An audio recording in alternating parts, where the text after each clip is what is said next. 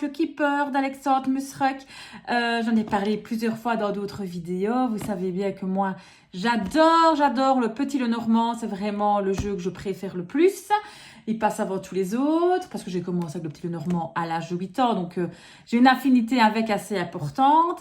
Et le Keeper, si vous voulez, c'est un peu le style du Petit Lenormand. Donc, je vous dis de suite, je ne le connais pas du tout. Je l'ai acheté, j'ai reçu la boîte, je l'ai prise, je l'ai rangée dans ma cartothèque et je ne l'ai pas encore sorti. À part aujourd'hui pour vous le présenter. Pourquoi est-ce que je ne l'ai pas encore sorti?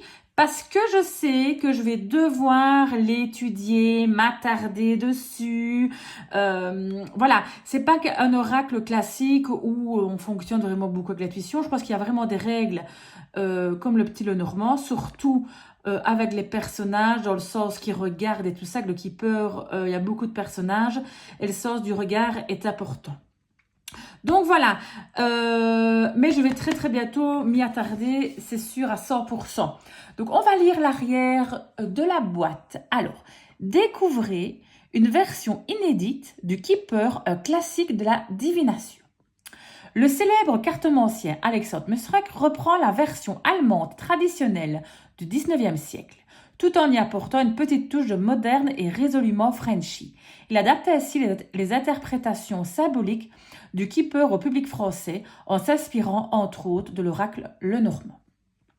Oui, parce que Alexandre Musruck, si vous voulez, c'est un spécialiste du Petit Lenormand. Chacune des 36 cartes richement illustrées de ce coffret vous aidera à trouver les réponses à toutes vos interrogations, que ce soit dans le domaine amoureux, amical ou professionnel. Dans le livre d'accompagnement, vous découvrirez la signification des cartes ainsi que les différentes méthodes de tirage. Grâce à l'oracle Keeper, vous pourrez parcourir votre chemin de vie en toute confiance et lucidité. Ce coffret contient 36 cartes, un livre de 320 pages. Et il est aux éditions Très Daniel au prix de 24,90 €. Donc voilà le Keeper. Alors écoutez, on va l'ouvrir. Alexandre Musruck avait déjà sorti un coffret identique. Seulement, il n'est pas brun, il est vert. Et c'est le Petit Lenormand. J'ai le livre à côté. Vous voyez, c'est comme ceci. Le Petit Lenormand. Si vous aimez le Petit Lenormand, il vous faut absolument ceci. Le petit livret, mais il est top du top. Vraiment, il y a les tirages, les explications, le grand tableau. Il est tellement riche en informations que moi, je trouve que c'est le livre le plus complet sur le Petit Lenormand, point de vue description de tout. Que ce soit de la carte, des symboles, le numéro, la référence à la cartomancie, point de vue tirage, analyse, ça, il vous le faut absolument si vous étudiez le Petit Lenormand ou si vous aimez le Petit Lenormand, il vous le faut absolument. Alors du coup, j'ai acheté le Keeper évidemment aussi d'Alexandre en espérant que ce soit pareil. Voilà. Je sors le petit livre. Je vais déjà sortir les cartes. Voilà. On le met ici de côté. Bon. Alors, déjà, je vois que les cartes ont une dorure, un bord doré. Elles sont glossy. Et point de vue, c'est des cartes vraiment de très bonne qualité. Hein. Donc, vraiment très bonne qualité. Donc, elles sont dans l'ordre, étant donné, comme je vous ai dit, je ne l'ai jamais utilisé. Donc, elles sont dans l'ordre, vraiment dans l'ordre. On va regarder le petit livret. Alors, bon, voilà. Vous voyez, il est quand même assez conséquent. Bon, c'est parti. Oui, strict. Je mets ça là de côté. Hop. Je zoome un petit peu. Je pose ce livret sur la table. J'aurai plus facile. Bon. À mon public adoré qui m'a encouragé à écrire ce livre. Donc, on a un sommaire. Donc, à propos du Keeper, introduction, les cartes. Avant de commencer, l'anatomie du Keeper, les cartes personnages, classification ou protagoniste, la direction. Si je vous disais, les cartes, il y a vraiment une direction. Parce qu'en fait, il y a énormément, vous voyez, de personnages sur quasi toutes les cartes. Puis le sens des 36 cartes. Et ici, on a les 36 cartes. Donc, il y a 36 cartes, comme dans le Petit Lenormand, Carte renversée, tirage simple à 3 cartes, tirage à 5 cartes en croix, tirage à 9 cartes en boîte. Le grand tableau, comme dans le petit Normand, apparemment, il y a un grand tableau. Je pense pas qu'il se fait de la même manière. 7 clés pour déchiffrer le grand tableau en action. Tableau de correspondance Keeper le Normand, une méthode en 3 temps pour mémoriser le Keeper. 3 erreurs à éviter dans le Keeper. Bénir et purifier vos cartes Keeper. Votre journal Keeper. Remerciements à propos de l'autre. Vous voyez, ça m'a l'air assez complet. Donc, l'oracle qui pleure. Donc, je vais quand même vous lire un petit peu ici. C'est en 1890 que naît l'oracle Keeper, jeu de cartes reflet d'une époque charnière pour l'Allemagne qui prend alors son essor économique. Les illustrations montrent clairement que le jeu est originaire de Bavière, dans le sud-est du pays. À l'instar de Lenormand, le Keeper, dont son nom a une voyante du nom de Suzanne Keeper. Cependant, rien ne permet d'attester qu'elle est bien l'inventrice de l'oracle divinatoire. En 1920, les droits de reproduction sont adjugés à la société F.X. Schmid, puis en 1996 à Altenburger. Bon, excusez-moi pour l'allemand. Altenburger Spielkartenfabrik. Ok. Et là, on voit les personnages principaux ici. Donc, il est marqué quoi? Le protagoniste et la protagoniste. Ok, je suppose que c'est le consultant, la consultante, je sais pas. Il y a une voix qui n'utilise pas les mots écoute. Donc, du coup, alors, je vais pas tout vous lire, évidemment. Écoutez, je mets ça. Si vous voulez faire pause, vous lisez. Voilà. Qu'est-ce que c'est? Donc, les cartes Keeper. Prenons une petite seconde pour examiner chaque carte et l'étudier attentivement. Se familiariser avec chacune est crucial. Pour leur sagesse, ces cartes vont vous faire voyager à travers le monde. Les mondes, pardon. Les 36 cartes sont en ordre numérique. Voyez, c'est quand même un peu de boulot. Il faut quand même connaître les 36 cartes. Donc, voilà. Donc, je sais pas, le jour, quand je serai en vacances ou quoi, quand je serai tranquille, quand j'aurai un peu moins de boulot pour le moment, je m'attarderai au Keeper. Alors, apparemment, il a séparé les cartes en plusieurs catégories pour nous aider à comprendre la substantifique moelle. Ok, donc, pour vous aider à comprendre leur substantifique moelle. 9 cartes représentent des personnages qui peuvent jouer un petit ou un grand rôle dans les lectures. Alors, protagoniste, gentilhomme, enfin voilà. Donc, voilà, bon, il y a plusieurs catégories de cartes. Femme aisée, un homme aisé, un soldat, ok. Donc, vous voyez, il y a beaucoup de personnages. Les directions, bon, voilà. Ça, c'est super important, je le sais dans le Keeper. Dans la cartomancie allemande, la direction a une importance capitale. La direction dans laquelle regardent les cartes significateurs, numéro 1 et numéro 2, est cruciale. La direction renseigne sur le passé et le futur, sur les bonheurs et malheurs que le curieux connaîtra. À savoir que moi, dans le Petit Lenormand, je regarde beaucoup la direction des figures de cartomancie, donc, ou alors aussi la direction de certains, donc par exemple, si vous voulez, le cavalier, dans quel sens il va, le bateau, la cigogne, dans quel côté est-ce qu'elle regarde. Ok, donc moi, dans le Petit Lenormand, je fais quand même attention aussi aux directions. Alors, voilà. Alors, je fais la suite, hein, je regarde. Donc là, si on regarde la carte, il y a un numéro de carte, évidemment. Illustration de personnage d'une scène ou d'un aléa. Nom de la carte. Si je prends une carte ici. Voilà, une carte. C'est la carte numéro 1, très important. La direction. Ensuite, les signifiants ou les protagonistes. Alors, le protagoniste homme, c'est le consultant, et femme protagoniste, c'est la consultante. Dans les Keeper, la direction des cartes protagonistes, voir le schéma, est cruciale. Elle nous permet de déterminer si leur relation est harmonieuse ou pas. La direction dans laquelle les protagonistes regardent révèle ce qui appartient à leur passé et à leur avenir. Le schéma qui suit donnera un exemple de 2 lectures différentes selon la direction des personnages, dos à dos et face à face. Donc voilà, ici on voit que là, elles sont dos à dos. Donc on voit dans cette direction-là, c'est comme ça. Les personnages se tournent le dos. Un signe de mésentente. Et en dessous, ben, on se le doute quand même. Hein. Quand ils se regardent, ben, signe d'harmonie. Ça, on s'en doute quand même un petit peu.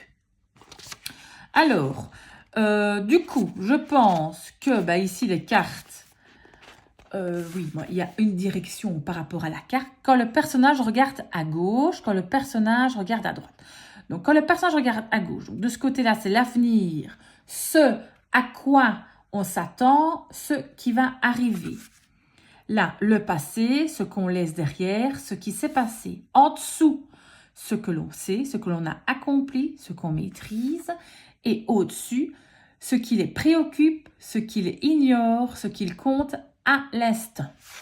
Donc, on a, voilà, gardez à l'esprit que pour lire le Keeper avec succès, il faut se fier à la direction.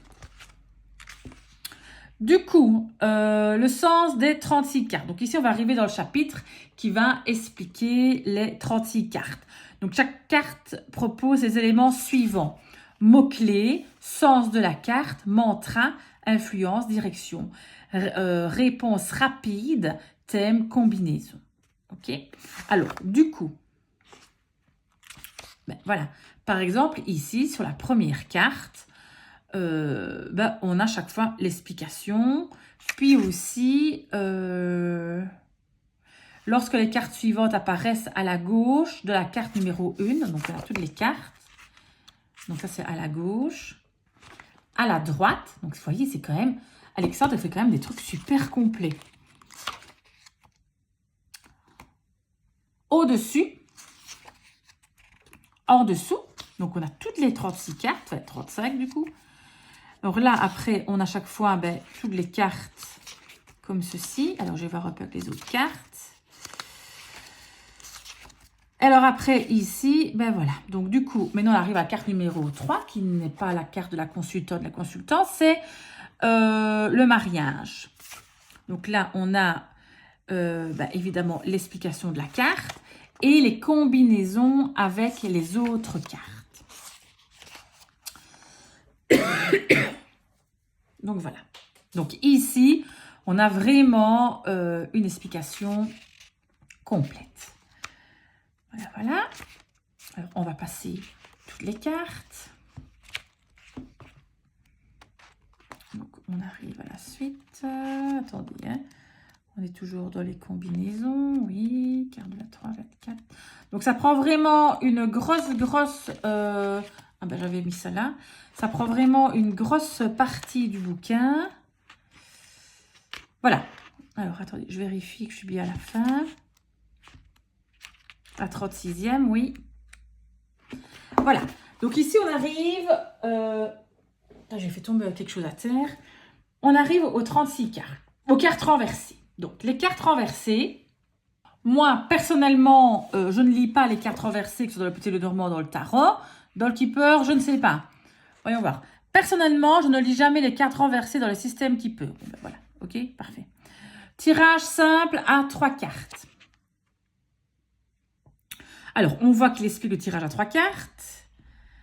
Ensuite, il a rajouté une carte certainement pour avoir plus de détails. Tirage à 5 cartes, qui équivaut au tirage de la croix. Mais Alexandre Musrock, il fait toujours son tirage en croix comme ça. 1, 2, 3, 4, 5. Là, 1, où vous en êtes, le présent, la question posée. 2, ce qui est hors de portée, ce à quoi l'on pense, ce qui n'est pas encore concret. 3, pardon. Ce que vous avez déjà, ce que vous avez réalisé. 4, ce à quoi il vous faut renoncer, le passé. Et 5, c'est l'avenir. Voilà, ok. Donc, il fait toujours ce tirage en croix comme ça, même avec le Petit Lenormand. Il fait en général comme ça. Attendez, je vérifie une seconde. Dans le Petit Lenormand, le tirage en croix. Je suis quasi sûre. Hein. Cette carte, je ne sais même pas si... mais... Ah non, dans celui-ci, il ne parle pas de tirage en croix. C'est les tirages linéaires, surtout. Mais quand je regarde dans ces vidéos, il fait toujours un tirage en croix comme ceci. Alors... Une véritable lecture faite avec les cartes du tirage. Donc, en fait, ce qui est vraiment génial, pardon, c'est qu'il vous fait un tirage, ok, avec les cartes et vous avez toute l'analyse. Donc, du coup, pour apprendre, c'est bien. Tirage à 9 cartes en boîte. Donc, en fait, il commence par un tirage en croix, puis il rajoute une carte là, là, là et là. D'accord? Et alors là, c'est un peu comme le tableau de 9 cartes dans le Petit Lenormand. 6, 4, 8, c'est le passé. Okay. 2, 1, 3, c'est le présent. 7, 5, 9, c'est l'avenir. Ensuite, 6, 7, 8, 9, énergie, influence. 6, 2, 7, à l'esprit, ce qui nous pèse. Donc, c'est vraiment ce qu'on a dans la tête. 4, 1, 5, ce à quoi vous faites face en ce moment. Donc, qu'est-ce qui se passe en ce moment, c'est ce qu'on affronte. 8, 3, 9, leçon apprise, ce qui est sous contrôle. Ensuite, il fait 6, 1, 9 et 8, 1, 7, influence, les influences indirectes. Et la carte 9, qui est très très importante, c'est la réponse. Ok? Donc voilà, on vous explique vraiment le tirage à 9 cartes. Après, il y a le grand tableau. Alors, le grand tableau du keeper, moi, ici, je le ferai comme ça, vu qu'il est proposé comme ça. Il y a 4 fois 9 cartes. Moi, dans le Petit Lenormand, je mets 4 fois 8 cartes et je termine par 4 cartes en dessous. Si je vous montre, si vous voulez. Voilà, voyez comme ceci. Voilà. Ça, c'est le grand tableau du Petit Lenormand. Moi, c'est toujours comme ça que je le fais.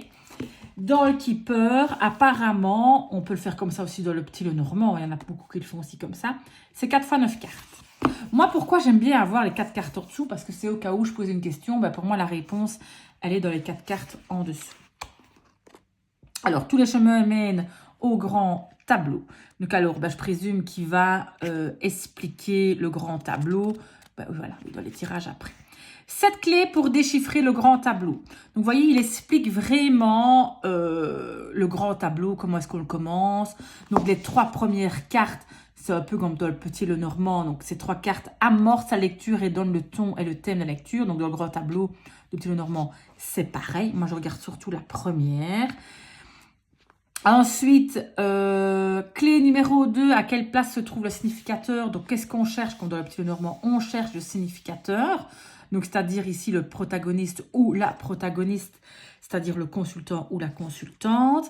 Et on va bien regarder la direction, évidemment, de la carte. Du coup, ceci aussi, s'il est sur l'extrême droite, sur l'extrême gauche, ça modifie évidemment la lecture. On est bien d'accord. Dans le grand tableau du Petit Lenormand, c'est pareil. Si la consultant ou le consultant, enfin surtout en tout cas ici, la consultante est à droite, qu'elle est focalisée sur son passé. Si le consultant là est à gauche, parce qu'il regarde de ce côté-là, par là c'est le passé, il est focalisé sur son passé aussi. D'accord? C'est pas pour ça qu'on doit retirer les cartes. On fait le tirage comme ceci. Alors, clé numéro 3, les 4 coins. Donc, on va analyser les 4 coins. Et il y a des exemples de combinaisons avec l'analyse. Ensuite, clé numéro 4, isoler le significateur dans un carré. Donc, on va l'isoler dans un carré. C'est là que le tirage à 9 cartes ou tirage en carré révèle toute son utilité. Il s'agit d'isoler la carte significateur pour en faire une lecture selon la méthode du tirage à 9 cartes comme vu précédemment. Clé numéro 5, les maisons keeper. Comme dans le Petit Lenormand, il y a les maisons. Okay, donc, on tient compte, donc, on pourrait avoir un support. Comme dans le Petit Lenormand, moi j'ai un tapis, si vous voulez, avec toutes les maisons. Et on pourrait avoir les maisons, d'accord? Donc là, on tient compte, évidemment, donc la maison a une influence sur la carte. Donc par exemple, imaginons que j'invente complètement, hein, voilà, sur la maison 5, ok, j'ai posé la carte 9, c'est le changement. Le changement sera influencé par ce qu'il y a sur la carte 5. Je n'ai aucune idée de ce qu'il y a sur la carte 5. Je regarde vite fait. J'ai les cartes à côté. C'est le gentilhomme. Je n'ai quand même aucune idée de ce qu'il veut dire. Donc voilà, écoutez, ça ne sert à rien, mais bon, voilà. C'est ça qu'il faut l'étudier. Donc les maisons sont immuables et leur énergie influence les cartes qui figurent en leur sein. Voilà. Lisons l'exemple. C'est plus simple. Par exemple, si la carte 17, un cadeau, occupe la maison, l'emplacement fixe de la carte 7. Donc, j'ai la carte 17 qui est posée sur la 7. C'est une lettre agréable. Il faut entendre qu'il annonce d'excellentes nouvelles ou un cadeau magnifique. OK? J'ai tendance à voir dans la maison l'espace occupé par une carte. La carte 1, le protagoniste qui se trouverait en position 25 de grand honneur, signifierait que le consultant est dévoué à ses études. OK? Alors, voilà, on a après la clé numéro 6, c'est l'adoubement. La technique d'adoubement permet de glaner davantage d'informations sur une carte. Donc, c'est un peu comme aux échecs, si vous voulez. Avec le cavalier, dans le petit Lenormand, il y a aussi cette méthode-là. Donc, on fait 1, 2, on prend l'autre carte, c'est pareil. C'est vraiment comme aux échecs. Alors, clé numéro 7, le miroir. Donc, ça veut dire que on prend la carte. Donc, cette technique est extraordinaire. Dans le cas où le tableau n'offre pas beaucoup d'informations, ceci dit, évitez de l'utiliser pour toutes les cartes du tableau, au risque de rendre la lecture encore plus compliquée. Le miroir, c'est la position inversée d'une carte par rapport à la position occupée dans le tableau. Choisissez une carte en fonction du thème d'une question. Je pose un significateur et on va faire l'effet miroir. Donc, c'est-à-dire que, imaginons que je vais choisir cette carte-là, ok, on plie aussi le grand tableau en deux à l'horizontale, c'est comme si on le pliait, donc le fait miroir, il est là. Ici, il est là, d'accord? Donc là, on lit les cartes par deux. Donc là, évidemment, il peut être là si je plie le tableau comme ceci, et là, si je plie le tableau comme ça. Le grand tableau en action, donc là, ce qui est génial avec Alexandre Musserec, c'est qu'il vous explique en long et en large un tirage de grand tableau, vraiment, voilà. C'est ça que je sais que ça va aller parce que il explique vraiment bien. Tableau des correspondances, Kipper, Lenormand. Alors voilà, on a donc les correspondances, je vois de Lenormand avec le Kipper. Si je lis un petit peu son explication. Alors, ceux d'entre vous qui maîtrisez déjà l'oracle Lenormand devraient pouvoir apprendre les Kipper facilement. Les deux systèmes sont très proches et ont des cartes en commun. Tant mieux, tant mieux. Le tableau ci-dessous dresse la liste des correspondances entre les deux oracles, ce qui devrait être pratique au cas où le sens d'une carte Kipper vous échappe. Il vous suffit de la comparer à son équivalent dans le Normand. Ok. Attendez, voyons voir ceci.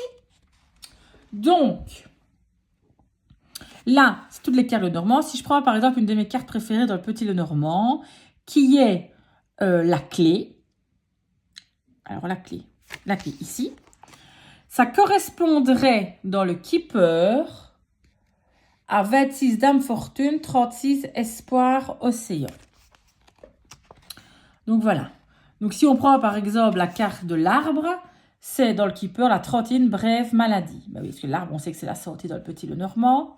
Les nuages, 33 Pensées noires. Ok. Donc c'est pas mal quand même d'avoir mis ça. Une méthode en 3 temps pour mémoriser. Donc, il nous donne des méthodes pour mémoriser les cartes, à éviter, ce qu'on ne doit pas faire dans le Kipper. Donc, le Kipper, comme si c'était un tarot, c'est pas du tout un tarot, c'est comme le petit Lenormand. On ne doit pas du tout lire le petit Lenormand comme un tarot, pareil le Kipper. Hein. OK. Vos cartes, bon, donc c'est comment purifier, tout ça, les cartes, comment s'attacher à les cartes, bénir les cartes, cristaux et fumigation. Et après, ben, on a mon journal de prédiction Kipper. Donc, on peut faire des tirages à 3 cartes et les indiquer dedans. Et après, je pense que c'est les remerciements, voilà. Et un message à propos de l'auteur. Donc, voilà. Alors, ben, écoutez, il est temps qu'on regarde les cartes, n'est-ce pas? Hop. C'est parti. Donc, ça, c'est la carte, si vous voulez, de présentation que je m'en sers, moi, de marque-page. Je vais m'en servir de marque-page. Bon, bah, écoutez, je vais commencer comme ça. Je vais retourner les cartes. Donc, voici le dos de cartes. Moi, j'aime beaucoup dos comme ça, un petit peu ancien. J'aime beaucoup. Donc, elles sont dans l'ordre. Hein. Donc, le protagoniste. Alors, écoutez, bon, je vais commencer par la fin. Tant pis, parce que ça m'énerve de retourner les cartes. C'est pas grave. On commence par la 36. Espoir, océan. Alors, est-ce que je zoomerai encore un peu ou pas? Je regarde. Attendez, parce qu'on me téléphone en même temps. Je regarde, ça n'a pas coupé. Non, ça n'a pas coupé. On me téléphonait en même temps. Donc, parce que je filme avec mon téléphone. Un long chemin. Un métier. Pensée noire. Peine et chagrin. Brève maladie. Contentieux. La prison. L'entente. Argent inattendu. Dame fortune. De grands honneurs. Vous voyez, beaucoup de personnages. Le larrin, je sais pas comment ça se dit. Le tribunal. Un soldat. Le salon. La maison. Funérailles. Un cadeau. Ses préoccupations. Succès en amour. Triste nouvelle. Un homme aisé. Une femme aisée. Abondance. Un voyage. Un changement. L'hypocrite. Une lettre agréable. Le gentilhomme. Une rencontre. Le mariage. La protagoniste. Et la carte numéro 1, le protagoniste. Donc voilà pour l'oracle Keeper. Donc j'espère que ça vous donnera envie de l'acheter, d'essayer un peu un autre système. Donc voilà. On va tirer une petite carte. Je vais le mélanger. Je vais un petit peu dézoomer. Voilà. On va tirer une petite carte. Et on va essayer de lire un petit peu dans le livret la carte. Donc, on ne va pas faire un tirage. Donc, une carte toute seule, je présume qu'elle ne dit pas grand-chose, comme dans le petit Lenormand. Il faut toujours l'associer. Bon, bah, écoute, il y en a une qui est tombée, on va prendre celle-là. La carte 26, Dame Fortune. Donc, alors. 26. 30, ça, je suis beaucoup trop loin. 30. 26. 26, Dame Fortune. Mots-clés, bénédiction, aubaine, satisfaction, fin heureuse, abondance, chance, fortune. C'est parfait, magnifique. La meilleure carte qu'on puisse tirer. Magnifique journée. La carte Dame Fortune indique que tout va pour le mieux, que les choses vont dans le bon sens et que Dame Fortune est avec vous et vous octroie sa corne d'abondance. Cette carte distille sa positivité aux cartes alentour et neutralise les énergies négatives. Le mantra succès et réussite me vont comme un gant. L'influence positive, direction aucune. Réponse rapide, oui. Thème, bénédiction. Si je tire une autre carte, imaginons, voilà, je vais tirer celle-là à côté. Un voyage. Voyons voir du coup, carte numéro 10, voyage. Une voiture formidable, un voyage merveilleux, un heureux voyage. Donc, voilà ce que ça voudrait dire. Donc, voilà, voilà. Et voilà, c'était la présentation du Keeper. Que, bah, écoutez, ça m'a vraiment donné envie de l'étudier. Donc, pour mes prochaines vacances, je le prends avec, c'est sûr, à 1000%. Pour l'étudier tranquillement sur la plage ou au bord de la piscine. Donc voilà, merci beaucoup de m'avoir écouté, c'est vraiment très très gentil. N'oubliez pas de liker, de vous abonner, de commenter. Merci beaucoup, gros bisous à tous.